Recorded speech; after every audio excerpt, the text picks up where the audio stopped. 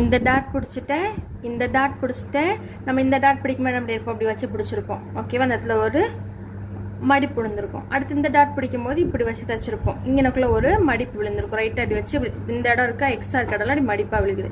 நான் என்ன பண்ணுறேன், ரெண்டையும் தைச்சதுக்கப்புறம் இங்கே என்ன நேராக ஒரு மடிப்பு போகுது, இங்கே ஒரு மடிப்பு போகுது. என்ன ஆகும்னா, நம்ம இது ரெண்டே இப்படி பண்ணும்போதே ஒரு முக்கோணம் கிடைக்கும். அந்த முக்கோணத்தை கையில் பிடிச்சிட்டு இந்த சைடில் இது நான் இங்கனக்குள்ளே பிடிச்சி காமிக்கிறேன் பாருங்கள். இது இப்படி போகுது, இது இங்கே போகுது. ரைட்டாக அப்போ நான் என்ன பண்ணணும், கொஞ்சம் கீழே இறக்கி வரணும். இன்னும் கொஞ்சம் ரைட்டாக இன்னும் கொஞ்சம் கீழே இறக்கி வரேன்.